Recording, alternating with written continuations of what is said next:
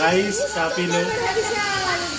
যেহেতু কাল থেকে আমাদের গ্রামে 2 দিন ব্যাপী কীর্তন অনুষ্ঠান শুরু হচ্ছে, তাই আমি সকাল সকাল মন্দির প্রাঙ্গণে এসে দেখলাম যে চারিদিকে প্যান্ডেল দিয়ে সাজানো হচ্ছে এবং দেখলাম যে সঙ্গে অনেক মাইক ও লাইটও আনা হয়। পরের দিন মন্দিরে এসে দেখলাম যে রাহুল মন্দিরের উপরে বসে পুজোতে যেসব মাটির জিনিস ব্যবহার হয় সেগুলোকে সাধারণ করছে। তারপর দেখলাম যে ঠাকুর মশাই পুজোতে যেসব জিনিস লাগে সেগুলোকে জোগাড় করছে। তারপর সন্ধ্যা হতে হতে দেখলাম যে একটি জেনারেটর নিয়ে আসা হয়েছে, যেটিকে সেট করা হচ্ছে, রাধাকৃষ্ণকে বরণ করা হচ্ছে। তারপর দেখলাম যে 4 জন মিলে রাধাকৃষ্ণকে উঠিয়ে 7 পাক ঘোরানোর পরে মন্দিরের ভিতরে প্রতিস্থাপন করা হয়। তারপরে দেখলাম যে মন্দিরের সামনে নাট মন্দিরে সবাইকে বসার জন্য ত্রিপাল পাড়া হচ্ছে, কারণ কিছুক্ষণ পর গীতা পাঠ শুরু হবে। তারপর সেখানে গিয়ে বসতেই একটা বুনু এসে আমার কপালে চন্দনের টিপ পড়িয়ে গেল। তারপর চারিদিকে দেখলাম যে ভালোই লোক এসেছে, কারণ গীতা পাঠ শুরু হয়ে গিয়েছিল। এই স্থিতপ্রজ্ঞ ব্যক্তিকে আমি সর্বতোভাবে আমি আমার জায়গায় রাখি। তারপরে দেখলাম যে যিনি গীতা পাঠ করছিলেন, গীতা পাঠ শেষ হওয়ার পরে তারপরে সবাই মিলে তাকে প্রণাম করে কিছু দক্ষিণা দান করছে। তারপর আমি ওখানে গিয়ে চা করলাম এবং 10-এর যেসব লোকজন ওখানে খাটাখাটি করছে তাদেরকে চা খাওয়া। তারপর আমি দেখলাম যে মন্দির প্রাঙ্গণে প্রসাদ বিতরণ হচ্ছে, তাই আমি প্রসাদ খেয়ে দিয়ে বাড়ি চলে আসলাম।